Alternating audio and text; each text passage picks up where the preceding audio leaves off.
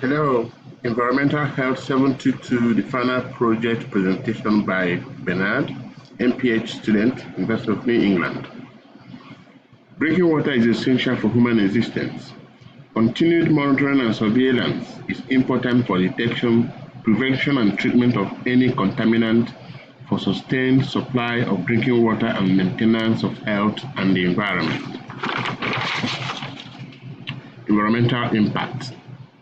Clay particles, disasters like storms and flood, heavy torrential rain, deforestation from urban development, application of aluminium to clear the clay turbidity, and resistant protozoa, for example, Giardia and Cryptosporidium.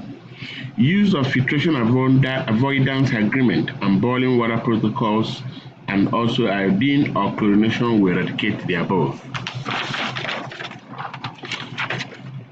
Urban contamination. Sources of urban contamination include construction, mining, manufacturing, and domestic wastewater leakage. Surveillance, regulations, and domestic wastewater control system in place will be able to take care of urban contamination and the establishment of emergency monitoring units. Health impact. There are different types of health impact. For example, gastrointestinal diseases like cholera, diarrhea, and amoebiasis could form as a result of environmental hazard. Another one is anemia, lead poisoning, hearing difficulties and hearing loss, with growth retardation, especially among children. And in adults, we have renal diseases, cardiovascular diseases, and reproductive diseases as a result of that. Adequate medical treatment protocols is required. Observing lead control measures, increase in surveillance and monitoring to identify isolated cases and treat accordingly is recommended. Identifying incidents with recording and reporting of complete data information is also very important. And protecting sources of drinking water. Recommendations. Use of aluminium for purification of turbidity.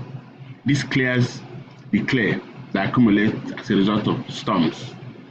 Adhering to filtration avoidance agreement as emphasized in my interview with the New York State EPA Region 3 officer, Mr. Daniel C. Agostino. Observing boiling water procedures. Disinfection of water with chlorine or iodine is also recommended. Regulatory compliance and monitoring is important.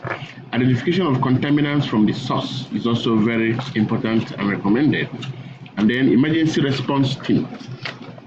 Household waste control measures. Pollution control measures application, lead control measures enforcement, random monitoring and testing advised. Control the use of herbs and insect chemical killers, especially near or close to reservoirs or water treatment centers.